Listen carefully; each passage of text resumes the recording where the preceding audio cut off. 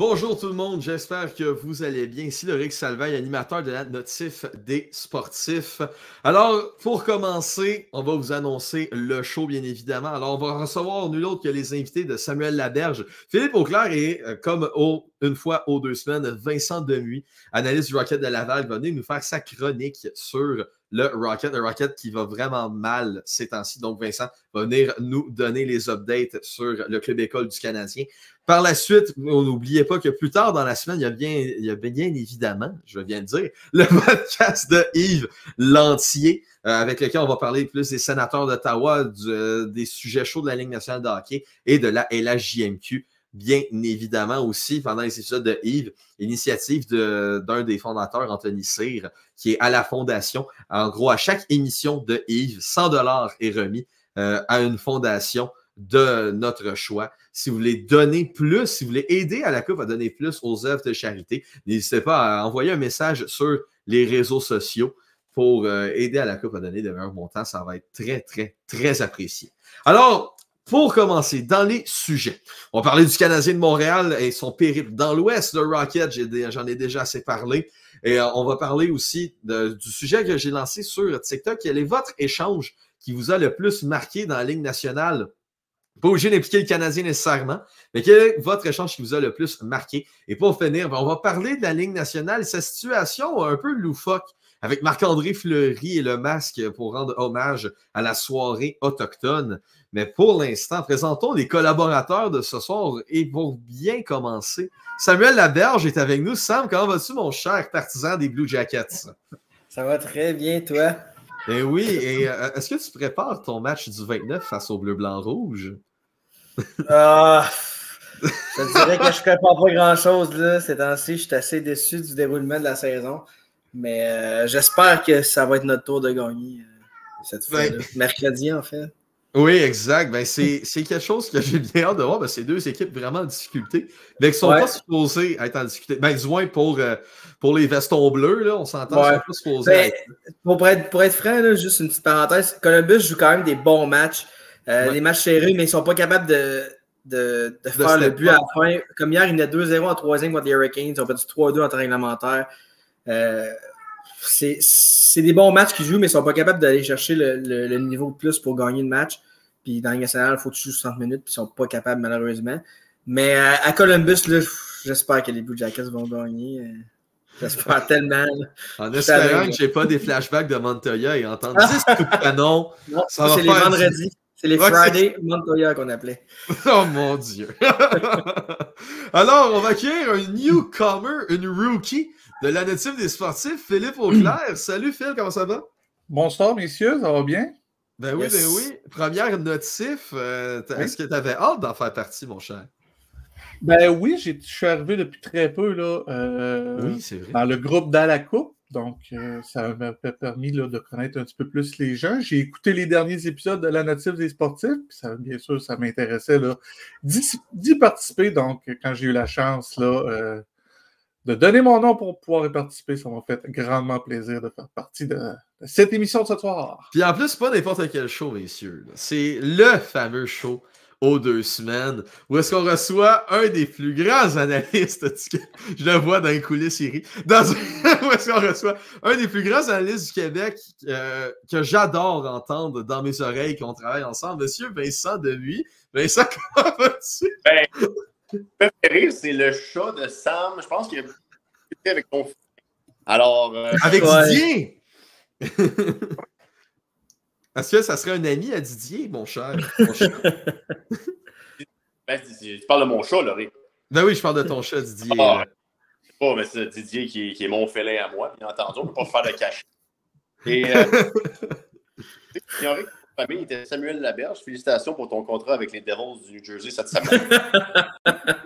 Ça fait peut-être la 50e personne qui m'en parle, mais je te remercie. J'aimerais ça avoir l'argent dans mon compte maintenant. Je pensais que j'allais être original, mais c'est raté. Non, mais c'est pas grave, Vincent, tu l'as fait. Pas grave. Le plus important, c'est participer. Je quand même. Vincent, en parlant de participer, le Rocket, 5 défaites de suite. Comment tu vois ça? Parce que là, ça fait dur là, pour la troupe de Jean-François.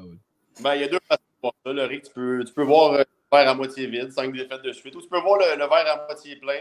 Sur les 5 défaites, il y a quand même eu 3 points de prolongation qui ont été récoltés par la troupe de Jean-François Houle. Donc, ça fait voir ça. Mais oui, effectivement, il y a un gouffre qui commence à se creuser chez le Rocket de Laval. Ça fait suite à la grosse semaine la semaine dernière. 5 matchs en 7 jours. Donc, c'était une semaine très, très éreintante, la plus difficile du calendrier pour le Rocket de Laval. Donc, la fatigue s'est accumulée. Il y a eu des blessures aussi entre-temps qui sont venues avec la fatigue. Ce qui est encourageant dans ces 5 revers du Rocket, c'est que dans ces 5 matchs-là, le Rocket, ça a été des matchs serrés où il manquait le fameux bon de ton côté, le fameux but qui peut te garantir la victoire. Et c'est ça qui a été difficile à trouver. Là-dessus, les 3 derniers matchs, 2 à Rochester et 1 à Syracuse, où il te manquait toujours le but pour t'assurer la victoire. Si l'avantage numérique avait tourné rond, on aurait peut-être eu ces victoires-là. Parce que les gardiens de but, c'est assez réglé. On dirait qu'il y en a les joueurs d'impact chez le Rocket actuellement ne sont pas nécessairement ceux qui devraient être. Là. Dans le cas de Joshua Roy, c'est pas point à ses 4 derniers matchs. Même chose pour Sean Farrell, qui est assez éteint. Et là, bien entendu, avec les blessures, il y a eu des blessures à Mitch Stevens, qui est revenu en fin de semaine. Mais Elias Anderson n'est pas là, Gabriel Bourque n'est pas là. Donc, on dirait que ça prend ce fameux joueur qui se lève chez le Rocket de Laval et on le cherche toujours. Séquence plus creuse pour Joshua Roy. J'aime pas de la façon dont il travaille match après match depuis 4-5 matchs, je vous dirais. Là. Mais ça fait partie du millage qu'il a à prendre comme jeune joueur, être en mesure de rebondir et ça se fait pas. Et l'avantage numérique, à mon avis, les gars, là, c'est ça qui a coûté les matchs. Là, au moins, la semaine dernière, là, face à Syracuse et Rochester. On n'a pas marqué de but en supériorité numérique dans ces 3 là. Et quand les matchs sont serrés, les gars, là, les 2 équipes sont nez à nez, vous savez comme moi, vous connaissez le hockey, mais c'est là où ton avantage numérique peut te sauver. Et ça n'a pas été le cas. Et ça a amené à 3 défaites consécutives dans la dernière semaine qui a eu lieu sur la route. Mais au moins, regardez, c'est 3 points récoltés. C'est le millage qui se poursuit. Oui, les ajouts de Yaremko et Voyer ont amené de l'énergie. Dans leur cas, c'est-tu Laval ou Trois-Rivières qui. C'est intéressant quand même que tu me poses la question. Sam, dans le cas d'Alex-Olivier Voyer, c'est moins convaincant à l'heure actuelle que Nolan Yaremko. Nolan Yaremko qui avait été amené chez le Rocket l'année dernière, lui qui venait de finir un séjour universitaire au Canada. Mais on a vu quand même que c'est un joueur qui appartient à la Ligue américaine, Nolan Yaremko. Sa protection de rondelle est certainement très, très bénéfique pour le Rocket de Laval. C'est un gars qui a été excellent au cercle des mises en jeu dans les 3 derniers matchs. Deux mentions d'aide, d'ailleurs, dans le périple sur la route là, pour Yaremko. Et on voit que c'est un joueur de rôle qui pourrait manquer au Rocket. Dans le cas d'Alex-Olivier Voyer, a marqué un but. De mémoire aussi, a récolté une aide, mais a été moins utilisé dans le dernier match à Syracuse. Mais c'est 2 joueurs qui peuvent amener beaucoup de profondeur sur un 4e trio, qui peuvent être physiquement là, très, très imposants et très, très difficiles à jouer contre. Moi, j'aimerais qu'on garde Yaremko dans le giron. Peut-être moins, je suis peut-être un petit peu moins de cet avis-là dans le cas d'Alex-Olivier Voyer. Mais dans le cas de Yaremko, c'est un joueur qui pourrait accepter son rôle, même de jouer un match sur 2. Tu n'auras pas l'agent qui va appeler Jean-François Houle, Yaremko. Prospect ou des jeunes comme Riley Kidney, un choix de 2e ronde, c'est sûr et certain que puis la passerelle, un soir donné, tu vas toujours avoir l'agent qui va être à gérer. Et l'organisation également, là, en haut, là, je parle de Kent Hughes, de général. Donc, dans le cas de Yaremko, c'est un joueur qui pourrait accepter son rôle. Donc, même s'il y a beaucoup de profondeur avec le retour des blessés, je pense que c'est un joueur que tu pourrais garder. Puis oui, ça a amené de l'énergie. Le Rocket en avait bien besoin. Ces 2 joueurs qui se sont Voyer et Yaremko qui se sont joints à la troupe à Utica samedi soir, pas qu'il vient de passer, l'autre d'avant. C'était une défaite de 6-3 malheureusement. On a vu quand même que ça a amené des jambes, ça a amené quelque chose d'intéressant. Puis c'est 2 joueurs qui font très bien du Trois-Rivières depuis le début de l'année. Donc c'est de la profondeur organisationnelle qui est intéressante à avoir pour la suite des. Tu parlais du match de samedi, là, Xavier Simoneau a été retranché lors du dernier match. Est-ce que c'est un message qui a été lancé à Xavier là, pour justement peut-être relancer un peu sa saison? Écoute, dans les dernières, c'est la discipline. C'est son indiscipline, prendre des punitions au mauvais moment, quand il ne cale pas forcément ce qui se passe au spectateur. Xavier Simoneau, c'est un joueur sur lequel le Rocket, c'est très, très important. C'est un joueur important pour le Rocket, puis il est bénéfique pour l'équipe sur la glace qu'au banc des punitions. Et ça, Xavier Simoneau doit le comprendre. Alors, il y a des punitions beaucoup pour coups de bâton dans son cas. Il y a des punitions également d'inconduite.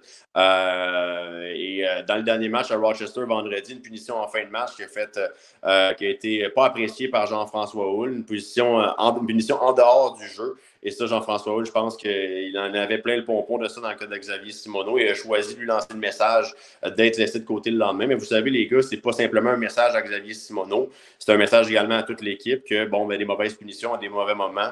On n'a pas les moyens d'avoir ça dans l'équipe cette année, surtout quand on a un groupe qui tente d'apprendre. Donc, c'est inculquer les bonnes choses également aux plus jeunes.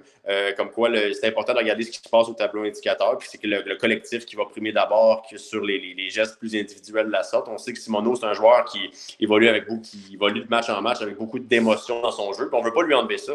C'est ça qui fait en sorte qu'il est rendu où il est aujourd'hui. Mais quand même, doit savoir les moments où il peut l'utiliser et mieux canaliser ces émotions-là, parce que quand même, c'est un joueur qui récolte sa part de points toujours. C'est pas des mauvaises performances. Là. Il n'a pas été assis à cause qu'il avait mal joué. Xavier Simoneau, il a été assis parce que malheureusement, il passait un peu ses petits caprices individuels avant ceux de l'équipe, avant le bien-être de l'équipe. Puis ça, je pense que Jean-François Houle a bien fait d'y remédier samedi en le laissant de côté. Mais je suis persuadé que le purgatoire, là, ça ne sera pas très long dans le cas de Xavier Simoneau. Puis d'après moi, on devrait le revoir dans l'uniforme là, à Havre. Puis quand on envoie des joueurs sur la passerelle, ça permet à d'autres de pouvoir comme se laisser aller plus sur la glace. Ouais. Exemple de Riley Kidney, qui est une des recrues du Canadien qui passe un petit peu sous le radar en ce moment à cause des linebackers et tout ça qui sont plus surveillés. Mais Riley Kidney profite bien des absences là, du côté du Rocket. Oui, il a disputé quand même beaucoup de matchs avec le Rocket depuis le début de la saison, Loric. Mais dans le cas de Riley Kidney, ça devenait inquiétant. Parce qu'on voyait que c'était un joueur sur la patinoire, sur une 4e unité, n'était pas nécessairement à sa place. Vous savez, vous l'avez probablement vu jouer peut-être pas autant que moi, mais vous l'avez vu jouer quelques fois. Riley Kidney, c'est un joueur qui est offensif. Puis c'est pas un joueur que je crois qui peut se développer sur un 4e trio. Il était utilisé beaucoup sur un 4e trio en début de saison. Mais là, avec la perte de Elias Anderson, avec la perte d'Emil Heinemann, Gabriel Bourque, Stevens et Maillet, ça lui a offert une opportunité d'évoluer sur une 2e, 3e unité avec un joueur plus talentueux. Je crois que ça lui a donné un peu de confiance. Tu sais, quand même, c'est 3 matchs de suite avec un point dans le cas de Riley Kidney, 3 buts, 1 aide à ses 5 derniers. Puis au-delà de ça, je pense qu'on voit un joueur plus confortable en possession de la rondelle, on le voit plus confiant en possession de sélection, on le voit plus hargneux. Puis c'est ça que j'attendais de voir de Riley Kidney, parce qu'à un moment donné, moi et Anthony Marcotte, qui décrit les matchs au BPM Sport, on s'est posé la question que ça serait pas préférable dans son cas de l'envoyer à Trois-Rivières pour qu'il puisse avoir des minutes offensives. Mais là, si on avait à me reposer la question aujourd'hui, après ces 4-5 derniers matchs, peut-être qu'on a la patience. Mais chose certaine, les gars, il va falloir continuer à lui offrir quand même une belle opportunité offensive, lui offrir de l'avantage numérique, parce que c'est normal qu'un joueur qui assure à la confiance, dans le cas de Riley Kidney, je pense qu'il va sentir la confiance de son entraîneur. De faire mentir un peu tout le monde. Il est capable de produire dans cette ligue-là, la Ligue américaine. Ce qui va rester à savoir, c'est est-ce qu'on va être capable, du côté du Rocket de Laval, de continuer à lui octroyer un offensif. Ça, j'en suis moins certain. La question de Trois-Rivières va pas surfaire. Parlant des blessures, Riley Kidney a profité des blessures, mais Heinemann, Bourque et Maillet, est-ce qu'un retour, c'est pour bientôt?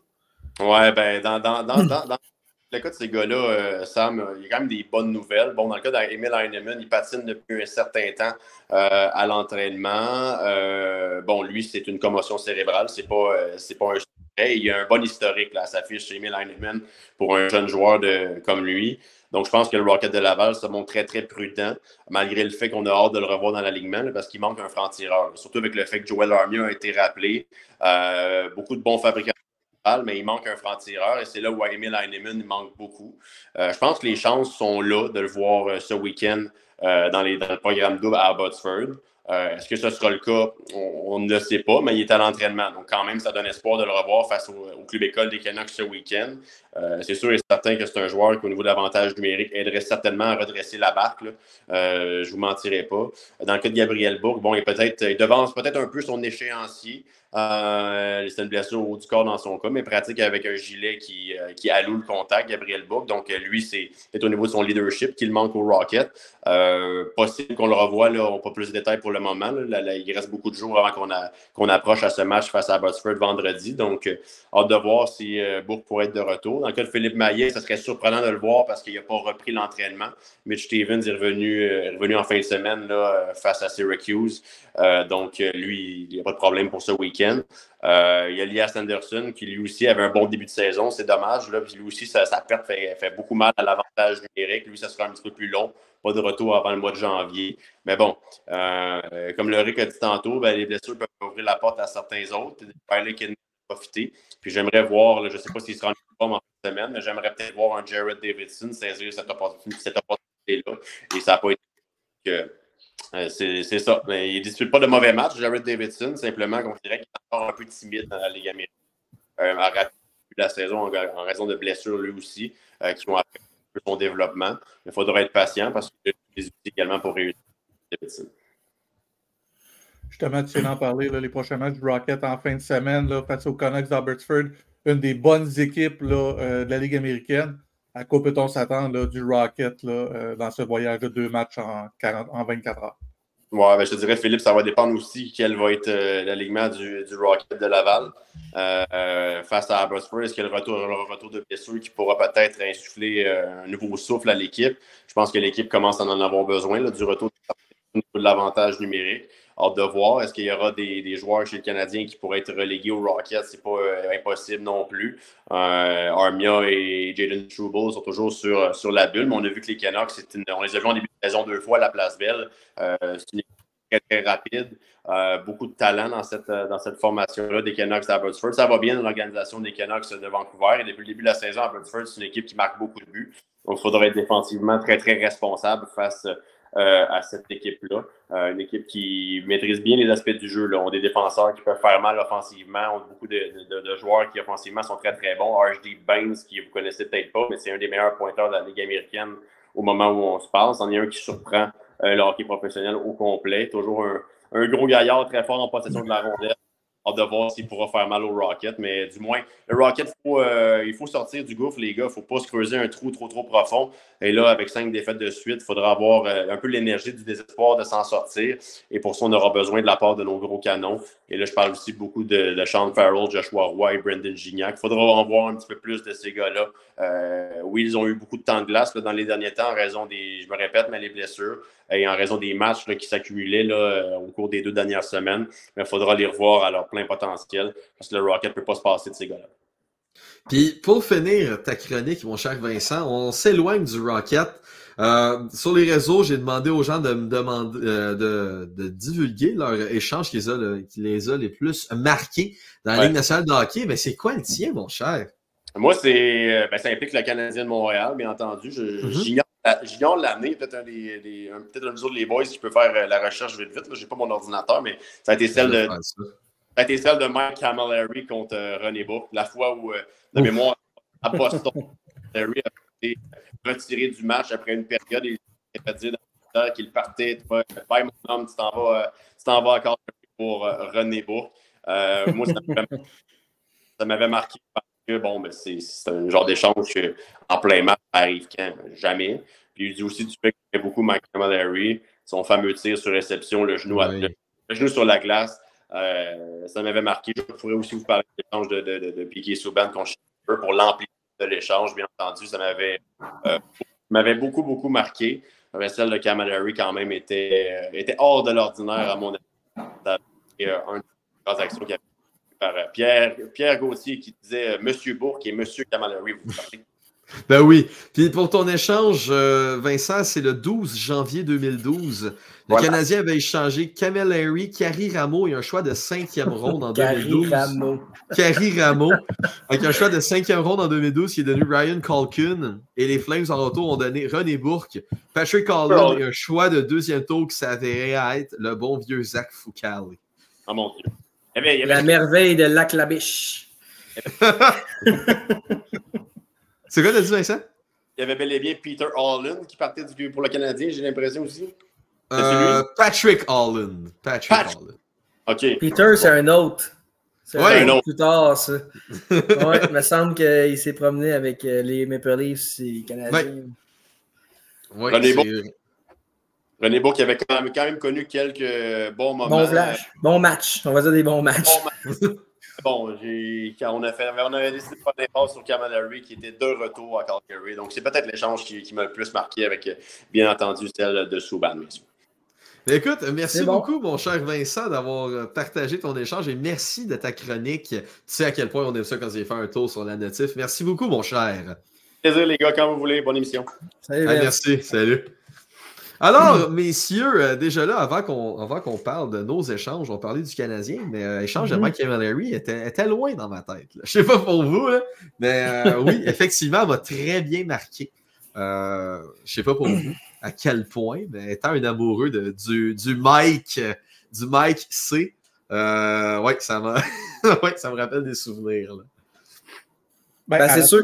Parce que tu es arrivé en plein match. Ouais, c'est ça. Ouais. C'est ça qui fait le. Tu sais, oui, Mike Camilleri, c'est un bon joueur. Il était aimé et tout, mais le fait que tu te fais retirer en plein match, tu te fais échanger, ça arrive jamais. Puis, on s'entend que tu peux faire un échange après la game. C'est pas 2 heures qu'il va changer. Fait que c'est vraiment bizarre pourquoi ils ont échangé en plein match. Ils ont décidé qu'il fallait qu'il parte. Ben oui, puis on se souvient le fameux moment quand il s'est levé du banc pour aller dans le vestiaire. Là, personne ne comprenait pourquoi c'était arrivé jusqu'à temps que l'échange soit annoncé. Digne de lancer compte. Digne de lancer compte, exactement. Parlant de lancer compte, messieurs, le Canadien a marqué face aux Ducks d'Anaheim et 4 buts et non le moindre. Victoire face aux Ducks. Les Ducks qui, en ce moment, ont un petit peu plus de misère. Mais si on regarde ça, messieurs, vous en avez pensé quoi du fameux match des Canadiens face aux Canards de la Californie? Ben, c'est un match typiquement canadien, je dirais, cette année. Ils prennent l'avance, se font remonter, puis réussissent à gagner le match quand même. Mais ça a été un bon match. Sérieusement, on a vu que les Ducks avaient toute une force de frappe qui s'en vient là, avec... Même Tristan Luneau, j'ai trouvé qu'il avait vraiment bien joué. Ils ont permis de jouer un match contre les Canadiens, ce qui est quand même très respectueux de jouer contre une équipe de ta province. Mais les Ducks, sérieusement, dans quelques années, ça va être incroyable.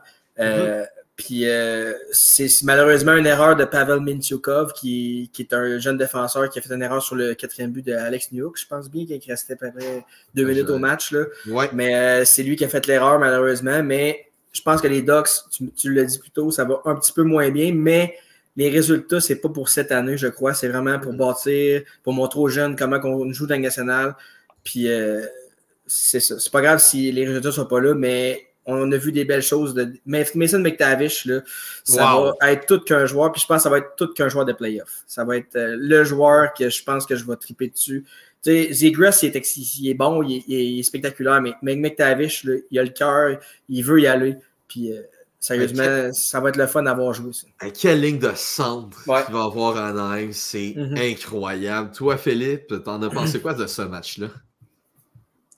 Ben, tu sais, le Canadien de Montréal, puis le voyage en Californie, c'est toujours mortel. Je pense c'est pas une statistique. Le Canadien, c'est la première fois qu'il battait l'Anaheim depuis 2004. Depuis 2014. Depuis 2014. Ouais. C'est mortel, le Canadien en Californie. Puis donc, aller chercher une victoire à Anaheim, aller chercher une victoire à San Jose, c'est une victoire morale. C'est vraiment c'est bien pour l'organisation d'avoir réussi ça. Le Canadien était cherché, oui, Anaheim, une très bonne équipe, une très jeune équipe dans quelques années, vont pouvoir faire partie des forces de frappe. Montembeault a fait le travail, encore une fois, devant le filet. Et ça a été une belle façon d'amorcer ce voyage-là, qui est une belle victoire face à une équipe qui, on sait très bien, donne toujours du fil de retard aux Canadiens. Puis Sam, tu as parlé de l'erreur d'un jeune défenseur des Ducks, le Pavel et non le Datsuk, le Mintyukov, évidemment. Mais t'en penses quoi de ce jeune-là qui continue à faire à prendre de l'expérience et qui joue bien pareil? Ben, on s'attendait pas à ce qu'il joue à la Ligue nationale, je pense, cette année. On pensait peut-être l'envoyer dans la Ligue américaine. Même que je pense qu'il a l'âge de retourner junior, je suis pas sûr. Je pense qu'il a 19 ans. Fait que, mais il a brouillé les cartes. Ça allait très, très bien au début. Par contre, ça va un peu moins bien dans les derniers matchs. Mais c'est un jeune de 19 ans et un défenseur. On sait très bien qu'un défenseur, c'est plus dur de s'adapter à jouer défensivement dans la Ligue nationale que jouer dans la Ligue junior, dans la Ligue junior ou même Ligue américaine. C'est pour ça que les défenseurs, normalement, passent au moins par la Ligue américaine pour le style de jeu des joueurs, la vitesse et tout. Mais lui, il est passé de même, puis ça paraît pas. Là. Sérieusement, je pensais que ça allait être un candidat au Calder au début de l'année. Je pense qu'il peut être encore un candidat au Calder, mais il va falloir qu'il step up un peu son jeu, parce que pour l'instant, c'est correct. Pour un gars de 19 ans, c'est encore très, très impressionnant. Mais il reste du travail à faire. Mais comme je vous dis, Luno, Mintyukov, Zellweger. Oui, Zellweger, faut pas l'oublier. Puis Jamie Drysdale, qui est tout le temps blessé, malheureusement, mais qui est là. Puis il y a Noah Warren aussi, qui pourrait être peut-être un bon 6-7e défenseur, un gros bonhomme, capable de jouer de physique. Fait que je pense pas que les Ducks ne trouvent pas ça si grave que ça. Je pense que Mintyukov a une baisse de régime. Puis tu sais, on regarde ça, Mintyukov, c'est 12 points en 21 matchs. C'est en haut d'un point par 2 matchs. Pour un défenseur recru, c'est bon, là. C'est vraiment bon. C'est très bon. Puis parlant de très bon, mon cher Philippe, si on retourne du côté du Canadien, Samuel Montembeault qui a sorti il y a toute une arrêt face à Frank Vetrano. Non, Montembeault, là, on fait partie des highlights de la Ligue nationale là, au cours de la dernière semaine. Là. Encore une fois, il démontre qu'il est capable d'être un gardien de but de la Ligue nationale. Est-ce qu'il est capable d'être un gardien de but numéro 1 et garder 55 à 60 matchs? Ça reste encore à prouver. Mais le Canadien doit trouver une façon de signer Samuel Montembeault pour les prochaines saisons. On parle d'un contrat de 4x4. Est-ce qu'il est en train de donner des arguments à son agent pour peut-être aller chercher un 5 millions et demi? Peut-être 5 millions et demi à un gardien de 27 ans qui n'a jamais été gardien de but numéro 1, c'est peut-être un peu risqué, mais présentement, il donne des arguments à son agent pour des négociations très favorables à son égard. Là. Totalement d'accord. Puis parlant d'un joueur qui est arrivé et qui se cherchait lui aussi, Sam, t'en as glissé un mot, Alex Newhook. Les habitués de la chaîne savent à quel point j'ai un grand amour pour Alex Nouveau-Crochet. Fait que Sam, t'en penses quoi de la saison de Newhook quand même? C'est une très bonne saison, là, je veux dire. Mais le gars a du temps de glace, a plus de chance pour montrer ce qu'il est capable de faire. C'est un jeune joueur, je pense qu'il a 23, 24 ans. Il a 22. Il a 22, regarde. T'es encore plus jeune que je pensais. L'Avalanche. J'allais dire les Rangers, je sais pas pourquoi. Mais pas la première, là. non. Mais l'Avalanche a pas tiré la serviette, mais eux autres, ils veulent gagner maintenant.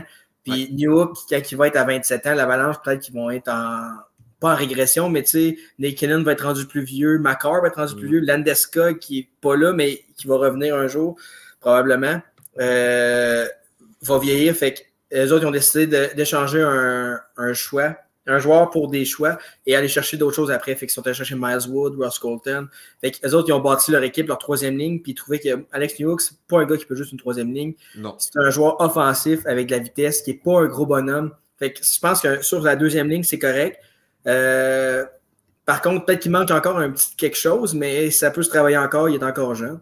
Mais quand même une bonne saison pour Newhook. Je pense que la direction du Canadien est quand même satisfaite du travail des résultats qu'il y a au début en ce quart de saison, là, je dirais. Oui, puis Philippe, parlant de quart de saison, avant qu'on arrive au match face aux Sharks, il y a un joueur qui joue bien dans les temps qui courent, puis on pensait tous qu'il allait jouer avec une canne au minimum, c'est Brendan Gallagher. T'en penses quoi des performances du numéro 11 jusqu'à maintenant? Brendan Gallagher donne ce qu'il donne présentement.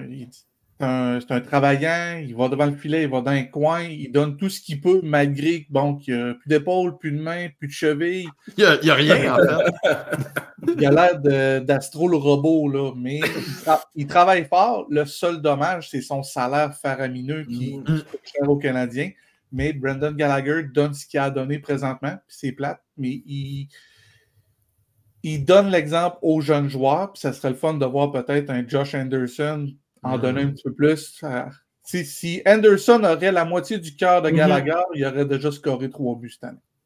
Ouais. Peut-être même plus. Peut-être même plus. La statistique a sorti, bien sûr, on va faire une petite parenthèse. On peut même aller sur le match des Sharks avec celle-là. 76 d'avantage numérique pour Josh Anderson, toujours pas de but.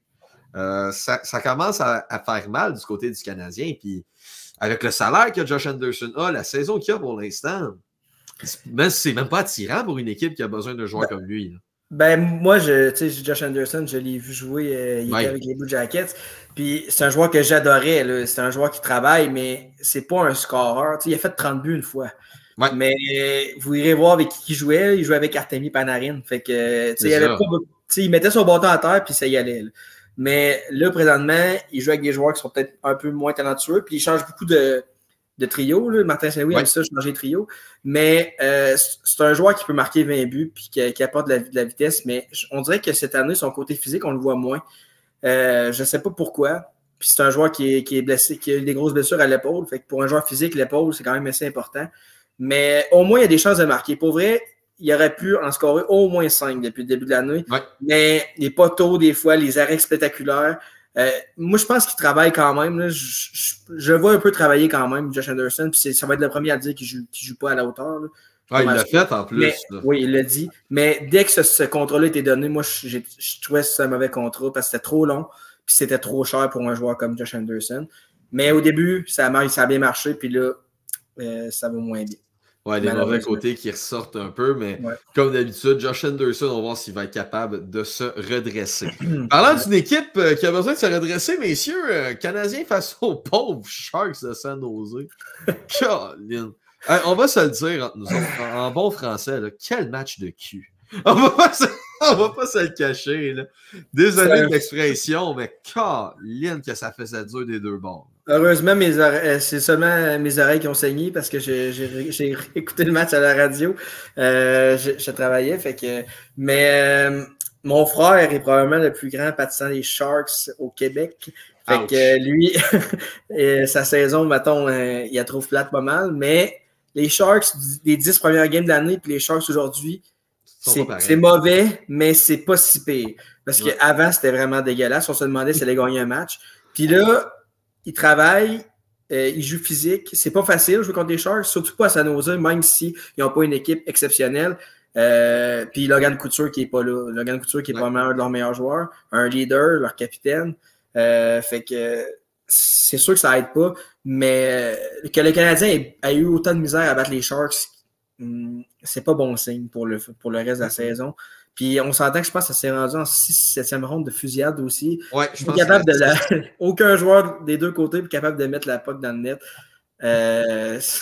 On dirait que il voulait juste que le match continue pour que le monde ait encore plus mal à la tête. Là. Oui, je confirme, c'est la 6e ronde. Ça n'a pas d'allure. Ça n'a pas d'allure.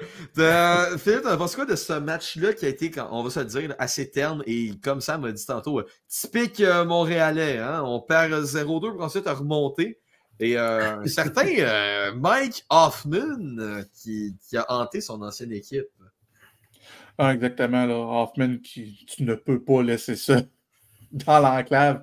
Et tout au long du match, là, les attaquants des Sharks étaient seuls dans l'enclave. Et Kaden Primo, là, on va lui donner le crédit, là, a connu un excellent match dans les circonstances. Là. Il a su tenir le Canadien dans le match parce que sinon, le Canadien aurait perdu. Là, on ne se le cachera pas. Là. Le nombre de tirs dangereux qu'il a reçus sur lui. Il a fait le travail, puis si c'était pas de Primo, le Canadien perdait encore un match à San Jose. Oui, ça, je suis d'accord là-dessus. Puis Félix, tu me lances sur un point. Kaden Primo, messieurs, moi, je faisais partie des gens que depuis longtemps, j'avais lancé la serviette sur le projet Primo. Est-ce que, dans votre cas, à vous, vous étiez pareil, et deuxièmement, est-ce que vous commencez à douter de votre décision sur Kaden Primo, puis peut-être que finalement, il peut être un gardien de Ligue nationale constant? Ben, moi, en étant un non-fan du Canadien, Primo, ça n'a jamais été le gars que je voyais comme un gardien numéro 1. Mais, ça, je t'en rejoins là-dessus. Mais par contre, je fais partie des gens qui disaient qu'il n'y avait jamais eu une vraie chance. Parce que, selon moi, être appelé de Laval à Montréal pour gauler 3 matchs, être retourné à Laval et gauler une saison, après ça, tu reviens gauler 2 matchs. Selon moi, c'est pas comme ça que tu testes un gardien de but Ligue nationale. Il faut au moins qu'il joue une saison, si c'est pas 2. Il faut tester le gars dans une saison de la Ligue nationale, le voyagement, les pratiques et tout. Et là, présentement, le ménage à 3 des gardiens de but, là, il faut que ça arrête là. De 1, oui. Moi, Jake Allen, j'échangerais Jake Allen, j'irais avec Montembeault Primo. Bon, 2 gars que tu peux le splitter. Je pense que c'est parfait pour Montembeault. Je pense pas que Montembeault, c'est un gardien numéro 1, mais je pense que c'est un gardien qui peut en gauler 40, puis 40 bonnes. Puis Primo, je veux dire, le gars, il fait rien que pratiquer. Il joue presque pas, puis à chaque fois qu'il joue, il pogne des bonnes équipes à part les Sharks. Hein. Mais je pense que son premier départ, c'est contre les Devils. Puis Jack Hughes, c'est dans le temps que les Devils étaient en feu. Ensuite, contre les Golden Knights. Exact. Puis on dirait qu'ils font tout pour qu'il se plante. Puis le gars, il sort, il step up. Tu sais, je pense que c'est le fils à Wayne Primo. Ouais. Le gars a du caractère comme son père. C'est qui Primo? Oui, c'est qui? Mais c'est un gars qui a du caractère, puis c'est un gars qui veut jouer en national. Puis présentement, le Canadien n'a pas le choix de le garder à Montréal. Mais le ménage à 3 fait mal parce que là, c'est comme à 3 gardiens, il faut que tu fasses gauler les 3. Fait qu'il va y avoir moins d'action. Il faut tester Primo, mais pour moi, Primo peut être un gardien numéro 2 de la nationale s'il continue comme ça. Moi, je vois pas que. Je regarde plein de matchs nationaux, puis il y a des goalers qui sont beaucoup moins bons que lui présentement. Puis Philippe, avant de donner ton avis sur le Caden, je viens de voir ça, je ne l'avais pas remarqué sur le coup, mais Caden Primo a une passe sur le but de Cole Caulfield. C'est quand même très bon. Mais vas-y, quel est ton avis sur le Caden? Ben, c'est un peu comme ça me dit, il n'a pas eu sa chance encore. Si on veut savoir s'il est capable de garder des buts dans les nationales, il faut lui donner sa chance. Puis c'est pas un match de temps en temps, ici et là.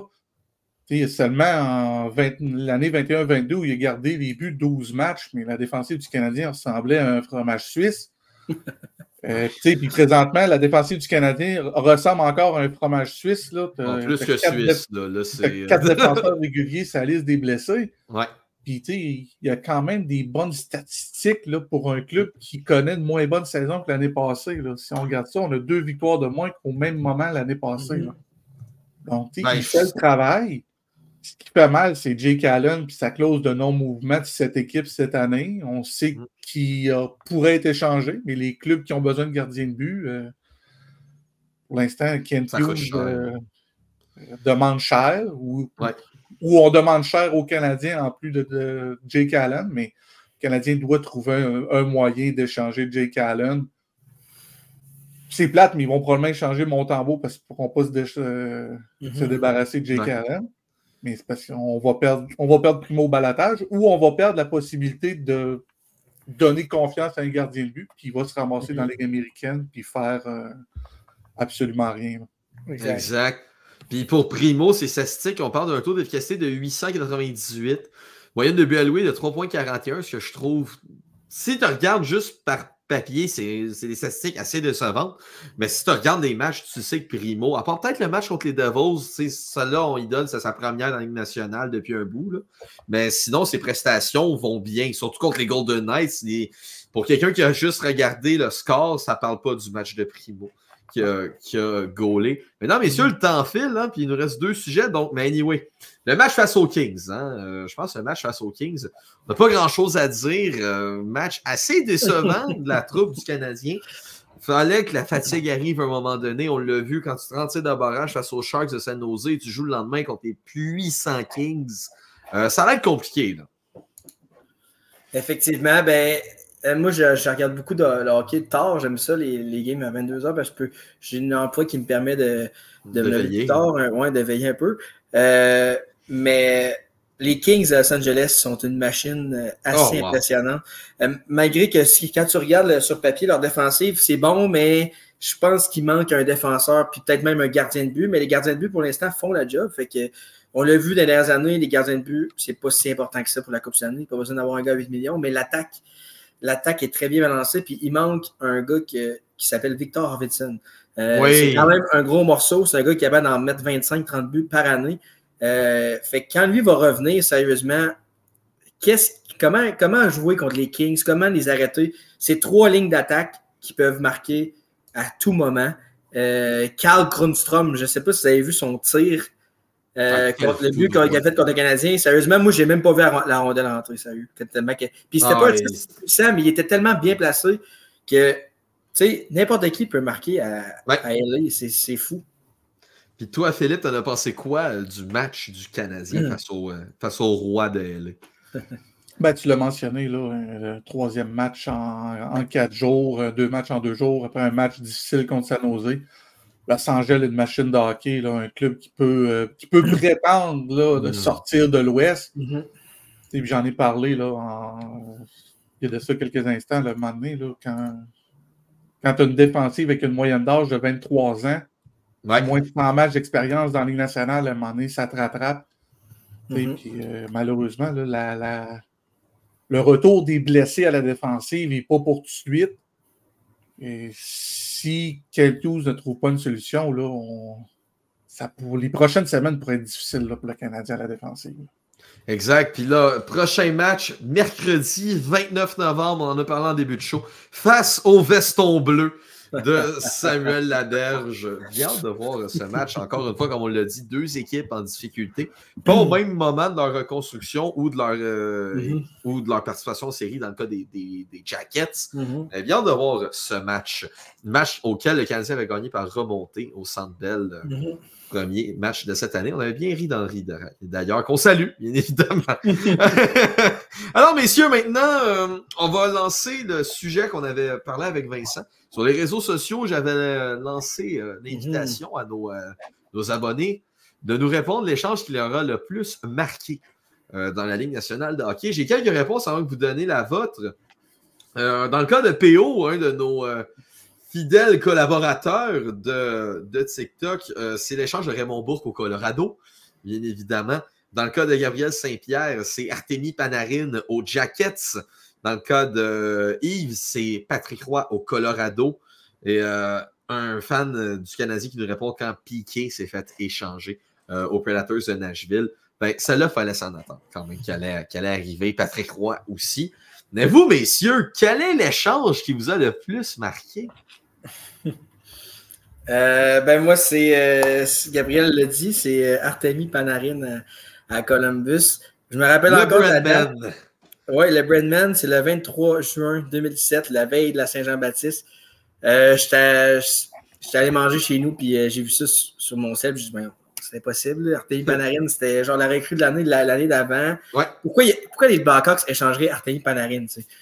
Puis finalement, c'était bien vrai. Contre Brandon Saad, Anton Forsberg, je ne me rappelle pas les autres, mais on l'a eu gratis. Je veux dire, Brandon Saad, ça n'a jamais marché à Columbus, puis c'est un gars qui est retourné à Chicago. Mais Anton Forsberg est rendu gardien de but des Sénateurs, mais on n'avait pas besoin de gardien de but parce qu'on avait Bobrovski dans ce temps-là. Ouais.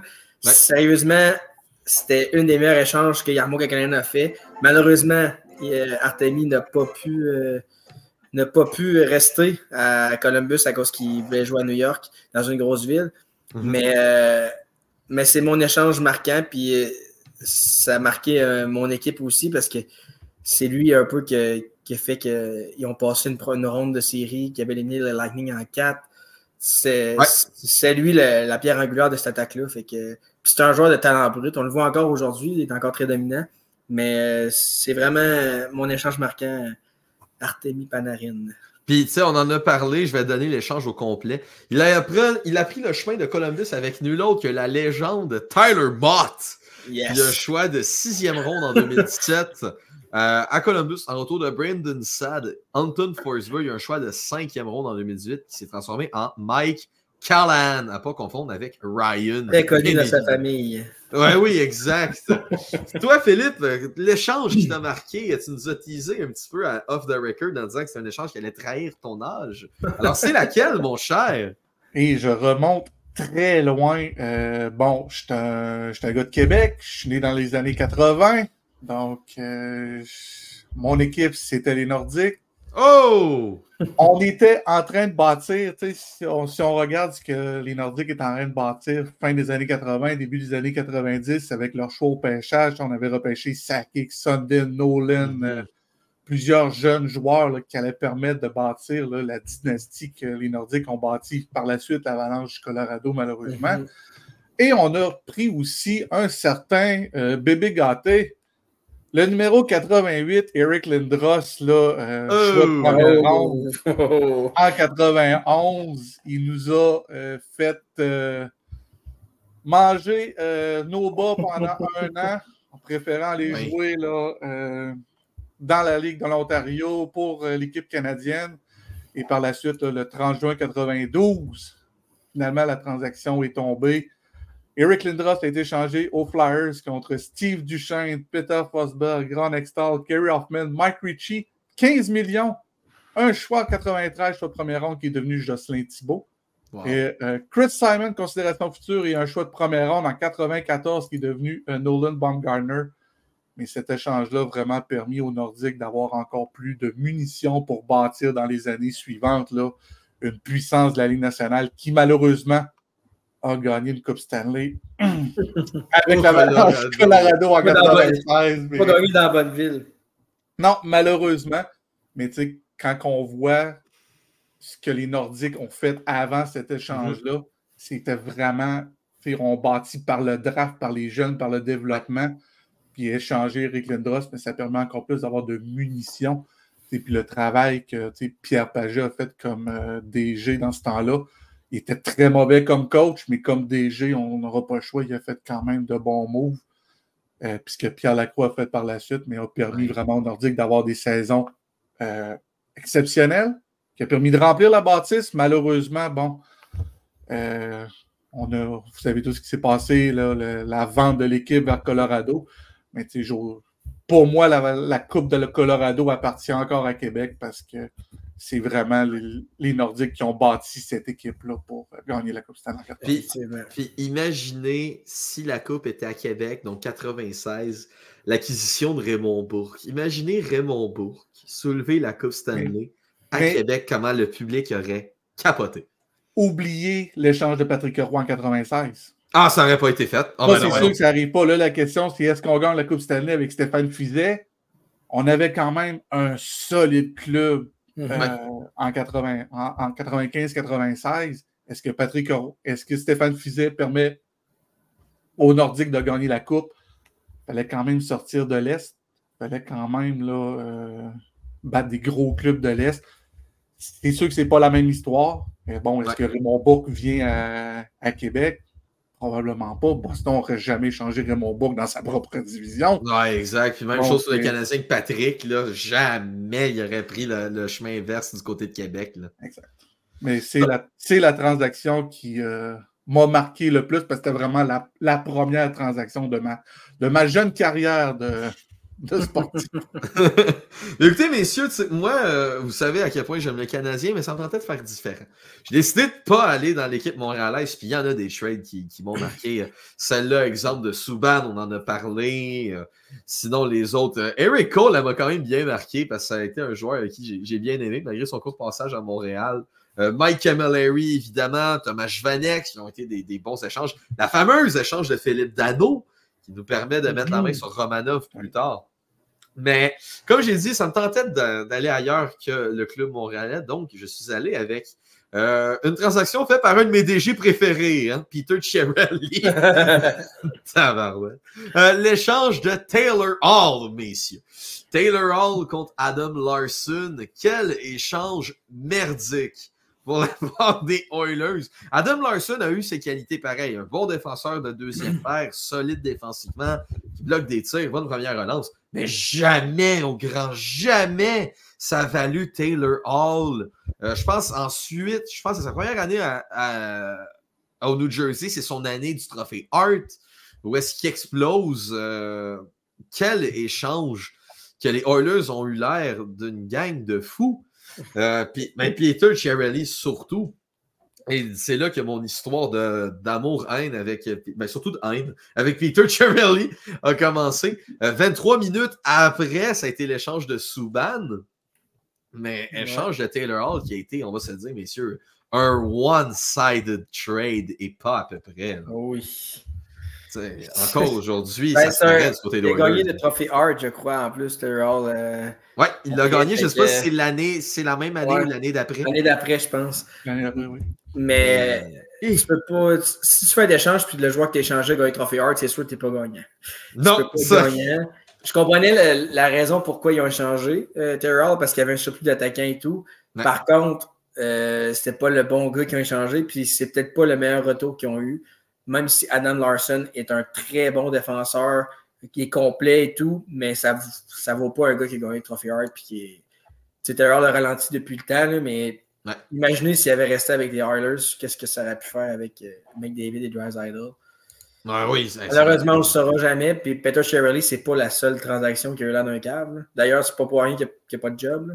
Non, tu sais, on a dans la tête, entre autres, la fameuse transaction de Tyler Seguin, évidemment. Ouais.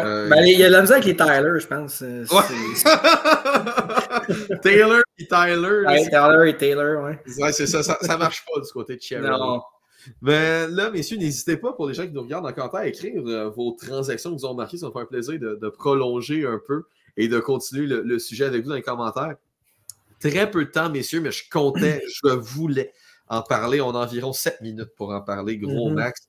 L'affaire Marc-André Fleury. On ne se le cachera pas. Je trouve que la Ligue nationale est au minimum une ligue de clowns suite à cela. Si c'est pas pour dire le mot en R, vous devinez tout, celle-là que je veux parler. Mais quand c'est rendu que les joueurs ne peuvent pas se prononcer, peu importe la manière que ce soit, par l'équipement comme Fleury, par les médias, je ne connais pas à 100% les règles, mais que les joueurs ne peuvent pas se prononcer sur des enjeux publics comme la soirée au Minnesota sur les Autochtones sans se faire donner une amende par la Ligue nationale de hockey. Je trouve ça injuste et pas à peu près. Vous en pensez quoi de ça, messieurs? Ben, je pense que ça fait 1 an que j'en parle dans peu importe la notif ou le podcast avec Yves que je fais, que la Ligue nationale est dans les 4 ligues majeures, c'est la ligue qui est arriérée. Je suis autant le hockey que le football, le basket, le baseball, puis c'est vraiment la seule ligue. Même le baseball a réussi avec le pitch clock de gagner des fans, puis ça a été beaucoup plus populaire, puis on sait que le baseball, tu sais, c'est un sport qui est quand même un sport pour vieux, là. C'est pas les jeunes, il n'y a pas beaucoup de jeunes qui regardent ça, mais ils ont réussi à le faire. Tandis que la Ligue nationale, eux autres, à chaque année, on dirait qu'ils font par exprès pour reculer, alors que les 3 autres ligues avancent.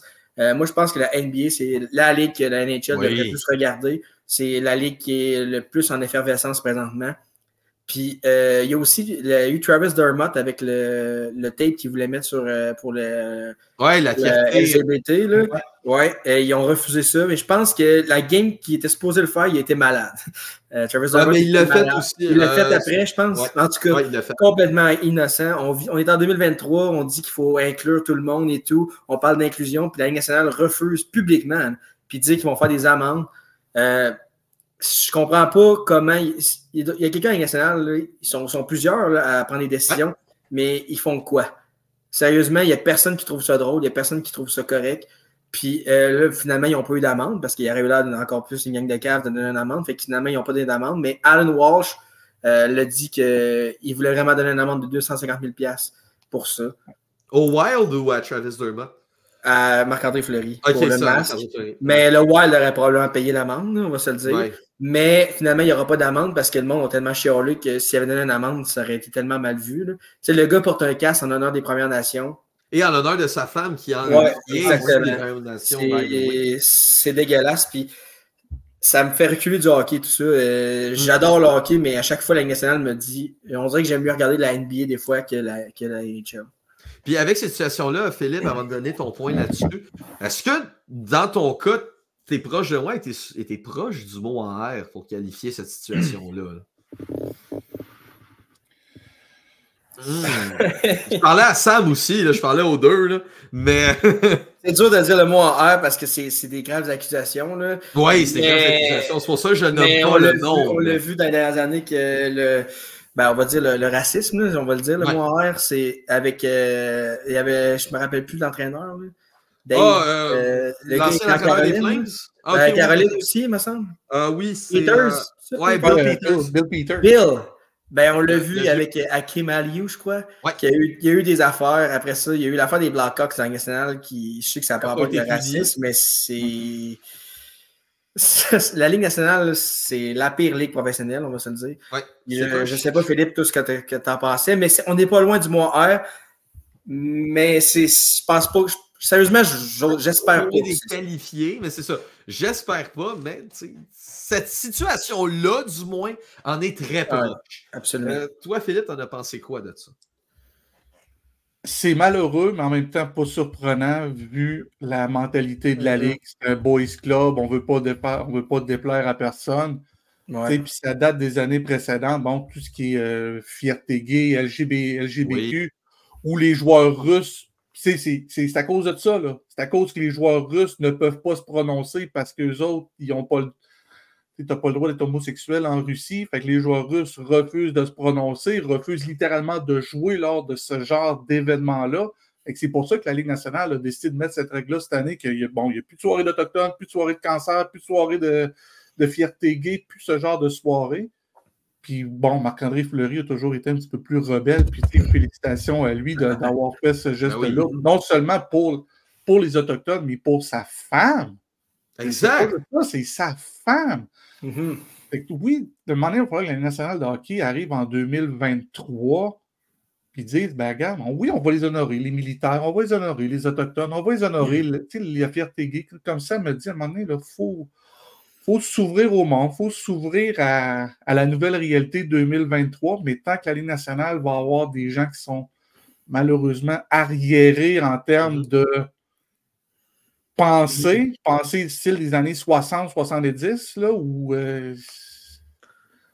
malheureusement, on n'arrivera jamais à la hauteur des 3 autres ligues majeures, que ce soit le basket, le baseball ou même la NFL. Ben non, puis tu sais, tu regardes les situations, puis c'est pas juste celle-là de Marc-André Fleury. Pourquoi Shane Pinto est suspendu 41 matchs quand les accusations des Blackhawks est 100 000 fois pire et n'ont rien eu, à part c'est Stan Bowman et Joel Kendall qui en ont subi.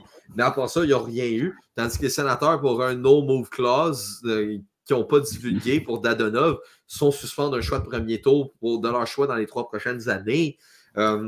Pourquoi Fleury ne peut pas porter son masque pour les Premières Nations quand pourtant Sergei Bobrovski peut porter son masque Hockey Fights Cancer quand les deux sont pour défendre une cause, un peu, l'autre peut pas.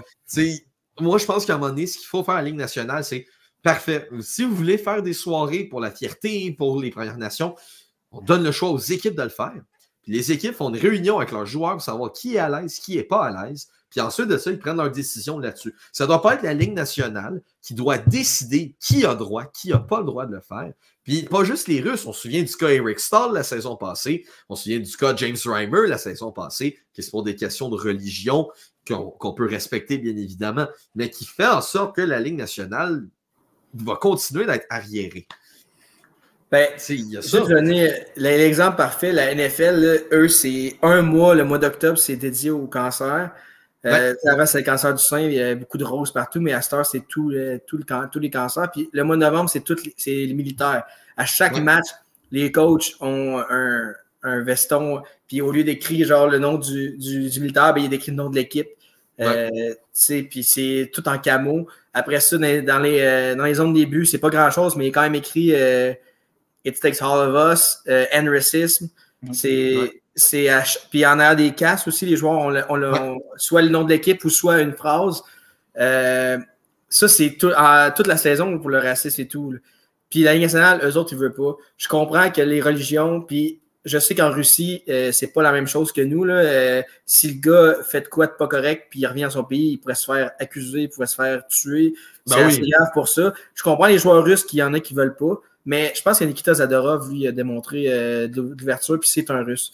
Fait que, moi, je laisserais les joueurs russes, je dirais, si tu veux pas, participe pas, c'est pas grave.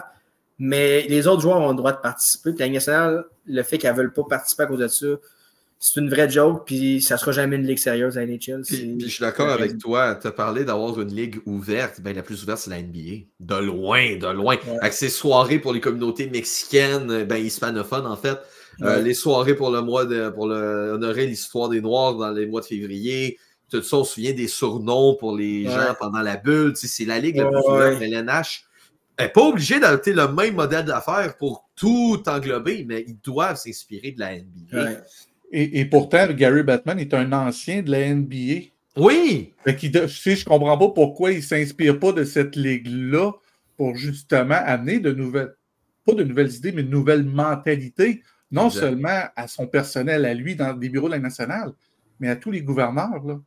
Ben oui, je suis d'accord. Puis messieurs, j'aurais aimé ça en parler, mais on doit finir maintenant. Donc, c'était en mon nom personnel, Loïc Salvaille, Samuel Laberge, Philippe Auclair. On salue Vincent Demier aussi. C'était l'Analyse des sportifs. On se revoit la semaine prochaine. Salut tout le monde.